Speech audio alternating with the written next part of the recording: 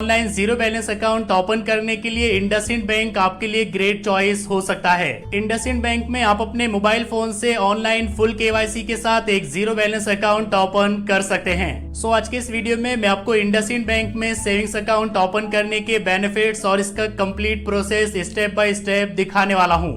तो चलिए शुरू करते हैं। तो मैं आपको दोबारा से रिपीट कर रहा हूं, इस अकाउंट का डायरेक्ट लिंक मैंने आपको डिस्क्रिप्शन बॉक्स के अंदर प्रोवाइड कर दिया है। आप गलती से कोई गलत अकाउंट मत सिलेक्ट कर लेना। अब यहां पे आप देख सकते हो अकाउंट को ओपन करने के लिए ना आपको सबसे पहले इस वाली वेबसाइट पे आ जाना है। यहां पे आने के बाद आपको पता चलेगा कि अगर आप अपने सेविंग अकाउंट के अंदर पैसा रखते हो तो आपको यहां पे 6.75% का इंटरेस्ट पर एनम ऑफर किया जाएगा। और यहां पे अगर आप फिक्स डिपॉजिट करवा देते हो तो यहां पे आपको पर एनम 7.99% का इंटरेस्ट दिया जाएगा। देखो इसके अंदर कुछ कंडीशन वगैरह है, आप डिटेल में चेक करना चाहते हो तो उनकी वेबसाइट पे देख सकते हो। और यहीं पे आपको इस अकाउंट के अंदर जो भी बेनिफिट है वो भी देखने को मिल जाएंगे। लेकिन अभी के लिए हम यहाँ पे ओपन अकाउंट बनाओ पे क्लिक कर देते हैं। अब इस वाले पेज पे आपको सिंपली अपना फोन नंबर डालने पड़ेगा जिसमें मोबाइल नंबर के थ्रू आप अपना अकाउंट क्रिएट करना चाहते हो। और भाई देखो यहाँ पे एक और सबसे खास बात है, जो भी आप अपने यहाँ पे मोबाइल नंबर डालते हो वही सेम मोबाइल नंबर आपका यहाँ पे आ जाता है और वो आपका अकाउंट नंबर बन जाता है सिर्फ उसके आगे 15 लगा के। यानी कि जो भी मेरा मोबाइल नंबर है उसके आगे सिर्फ 15 लगा दिया जाएगा और वही मेरा अकाउंट नंबर बन जाएगा। जब कभी भी हमको किसी को बताने के लिए फिर कहीं एंट्री वगैरह करने के लिए अकाउंट नंबर की जरूरत होती है तो भाई वहां पे हम याद रख सकते हैं। ये इसका एक फायदा समझ सकते हो आप। उसके बाद आपको सिंपली इनकी टर्म एंड कंडीशन को एक्सेप्ट करना है और फाइनली आपको कंटिन्यू वाले ऑप्शन पे क्लिक कर देना है। अब यहां पर आपको ओटीपी के थ्रू वेरिफिकेशन करवा के इसको भी प्रोसीड कर देना है। अब नेक्स्ट पेज पे यहां पर आप देख सकते हो आपको पैन कार्ड और अपना आधार कार्ड वेरीफाई करवाना पड़ेगा। तो भाई सबसे पहले आपको यहां पे अपना आधार कार्ड नंबर एंटर कर देना है। उसके बाद जो भी आपका पैन कार्ड नंबर है वो यहां पे डाल देना।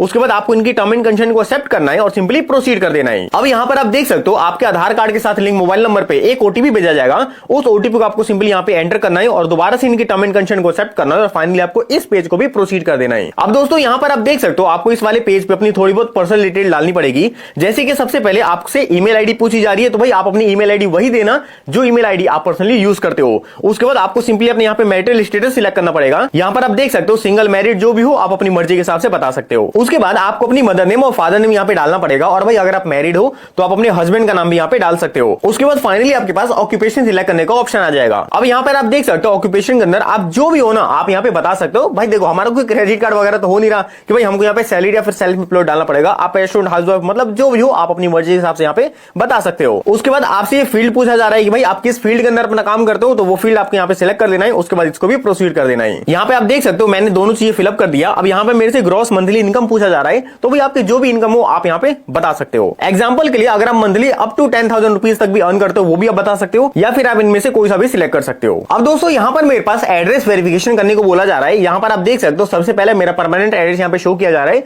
जो मेरे ऑलरेडी आधार कार्ड से उठा लिया गया है। अब देखो दो तरह के एड्रेस होते हैं, आपको समझना पड़ेगा। ये सबसे पहला परमानेंट एड्रेस और दूसरा हमारा कम्युनिकेशन एड्रेस। जो हमारा कम्युनिकेशन एड्रेस होता है ना उसी पे जो हमारी वेलकम किट वगैरह होती है वो भेजी जाती है। अब यहाँ पे पूछा जा रहा है कि भाई क्या आपका जो कम्युनिकेशन एड्रेस है फिर जो आपका करंट एड्रेस है वही आपका सेम परमानेंट एड्रेस है। तो भाई देखो अगर आपका है तो यहाँ पे आपको कुछ भी करने की जरूरत नहीं है। लेकिन अगर दोनों एड्रेस आपके डिफरेंट है तो भाई आपको इसको सिलेक्ट करना है और आपको अपना करंट कम्युनिकेशन एड्रेस यहाँ पे डालना पड़ेगा। उसके बाद आपसे नॉमिनी फिलअप करने को बोला जाएगा तो भाई नॉमिनी फिलअप कर लेना। बेसिकली इसलिए फिलअप करना होता है क्योंकि अनफॉर्चुनेटली अगर हमारे साथ कोई दुर्घटना घट जाती है तो हमारे अकाउंट के अंदर जो भी पैसा होगा हमारे नॉमिनी को ट्रांसफर कर दिया जाएगा। नॉमिनी डिटेल भरने के लिए आपको सबसे पहले नॉमिनी का फुल नेम डालना पड़ेगा। उसके बाद आपका रिलेशनशिप क्या है वो बता देना, नॉमिनी की क्या डेट ऑफ बर्थ वगैरह है और जो इसका एड्रेस है वो आपको यहाँ पे फिलअप कर देना है। उसके बाद आपको इस पेज को भी प्रोसीड कर देना है। अब दोस्तों एडिशनल डिटेल के अंदर आपको तीनों के अंदर नो फिल कर देना है। उसके बाद यहाँ पर आप देख सकते हो ब्रांच एड्रेस हमको सिलेक्ट करने के लिए बोला जा रहा है। अब देखो आपको एक चीज मैं बता देता हूँ, ब्रांच एड्रेस आप ना अपने नियर बाई जितना हो सके उतना सिलेक्ट करना। इसके लिए मैं आपको एक ट्रिक बता देता हूँ। आप अपना गूगल मैप ओपन करना और उसमें सर्च करना है इंडसइंड बैंक ब्रांच। आपके नियर बाई जो भी ब्रांच आ रही होगी जो भी उसका नाम होगा आपको वही ब्रांच यहाँ पे सिलेक्ट करनी पड़ेगी। जैसे कि देख सकते हो मेरे पास यहाँ पे बहुत सारी ब्रांचेज आ रही हैं। अगर भाई मेरे को उसका नाम पता होगा तो मैं यहाँ पे डाल दूंगा, वरना जो तरीका मैंने आपको बताया उसके थ्रू आप अपनी ब्रांच यहाँ पे सर्च कर सकते हो। अब ब्रांच वगैरह सिलेक्ट करने के बाद यहाँ पर मेरे से पूछा जा रहा है कि आप गवर्नमेंट की जो भी सोशल वेलफेयर स्कीम होती है आप इस अकाउंट के अंदर लेना चाहते हो तो भाई हमने यहाँ पे नो कर दिया। उसके बाद ये एईपीएस ट्रांजेक्शन को इनेबल करने के लिए बोला जा रहा है तो भाई अगर आप करवाना चाहते हो यस कर देना, वरना मैंने यहाँ पे नो सिलेक्ट किया है। उसके बाद आपको इनकी कोई भी टर्म एंड कंडीशन को यहाँ पे एक्सेप्ट नहीं करना और फाइनली आपको सेव एंड कंटिन्यू पे क्लिक कर देना है। अब दोस्तों इस वाले पेज को थोड़ा सा ध्यान से देखना क्योंकि यहाँ पे ना मेरे को इनिशियल फंडिंग करने के लिए बोला जा रहा है। अब यहाँ पर एक चीज मैं आपको क्लियर कर देता हूँ कि इनिशियल फंडिंग आपका अमाउंट कुछ भी हो सकता है। वो 500 भी हो सकता है, 2000 भी हो सकता है, 5000 भी हो सकता है और वो 10,000 रुपए भी हो सकता है। देखो मैं तो कहूंगा कि आप कहीं से भी जुगाड़ करके ये इनिशियल फंडिंग कर देना क्योंकि अगर आपका एक बार अकाउंट ओपन हो जाता है तो ये इनिशियल फंडिंग आप इजीली निकाल सकते हो और आपका ये वाला अकाउंट फिर लाइफ टाइम जीरो बैलेंस रहने वाला है। मेरे केस में देख सकते हो मेरे को यहाँ पे 5,000 रुपए इनिशियल फंडिंग करने के लिए बोला जा रहा है। अब यहीं पर मेरे पास फिजिकल और वर्चुअल दोनों कार्ड के चार्जेस शो किए जा रहे हैं।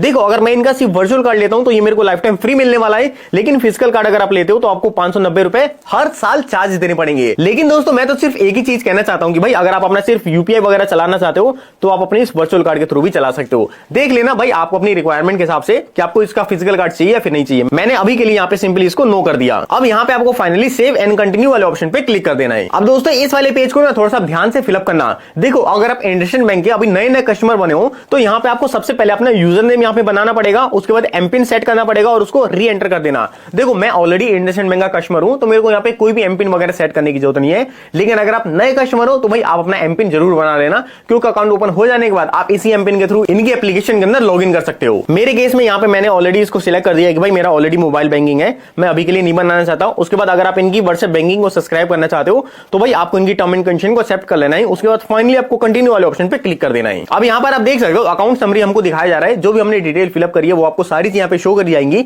अगर आपको लगता है कि इनमें से कुछ चीजें गलत है तो भाई आप उसको यहाँ पे एडिट कर सकते हो। यहाँ पे एक बार अपनी ब्रांच और यहाँ पे जो भी आपका कम्युनिकेशन वगैरह है वो आप यहाँ पे कंफर्म कर लेना। उसके बाद आपको इनकी टर्म एंड कंडीशन को एक्सेप्ट करना है और फाइनली आपको कंफर्म वाले ऑप्शन पे क्लिक कर देना है। अब दोस्तों यहाँ पर आप देख सकते हो मेरे को अब इनिशियल फंडिंग अपने अकाउंट के अंदर करनी पड़ेगी। यहाँ पर आप देख सकते हो मिनिमम ये 5,000 रुपए कह रहा है, लेकिन भाई आप यहाँ पे मैक्सिमम से मैक्सिमम 90,000 रुपए प्लस डेबिट कार्ड का जो भी इशुएंस चार्ज है वो यहाँ पे आप पे कर सकते हो। यहाँ पे आप मेरे केस में देख सकते हो मेरे को यहाँ पे 5,000 रुपए इनिशियल फंडिंग करवानी पड़ेगी। अब मैं फाइनली यहाँ पे नाउ पे क्लिक कर देता हूँ। यहाँ पर आप देख सकते हो पेमेंट करने के लिए बहुत सारे ऑप्शन आ जाएंगे। सबसे पहला डेबिट कार्ड, दूसरा नेट बैंकिंग और तीसरा हमारा यूपीआई। आप जिस भी मेथड के थ्रू आप इनिशियल फंडिंग करना चाहते हो वो मेथड आप यहाँ पे सिंपली सिलेक्ट कर लेना। और एक चीज मैं आपको एक और क्लियर कर देता हूँ, भाई मान के चलते अगर आपकी केवाईसी वगैरह फेल हो जाती है ना और आप सोचते हो कि भाई मेरे पैसे फंस जाएंगे यहाँ पे, तो भाई ऐसा कुछ भी नहीं होने वाला। भाई ये इंडसइंड बैंक है, कोई फ्रॉड वगैरह नहीं है कि आपके पैसे लेके भाग जाएगा। अगर आपकी केवाईसी वगैरह कैंसिल हो जाती है तो सबसे पहला सोल्यूशन आप बैंक में जाके अपनी केवाईसी करवा सकते हो। लेकिन अगर आपकी केवाईसी फिर भी नहीं हो पाती तो भाई जो भी आपने यहाँ पे इनिशियल फंडिंग करी थी जिस भी अकाउंट से, उस वाले अकाउंट के अंदर वो पैसा वापिस से मतलब रिफंड कर दिया जाएगा। तो यहाँ पर आप देख सकते हो हमने फंड करने के लिए इस अकाउंट को फोन पे अपना सिलेक्ट कर दिया। उसके बाद जो भी आपके फोन पे यूपीआई आईडी होगी आपको यहाँ पे वेरीफाई करवानी पड़ेगी।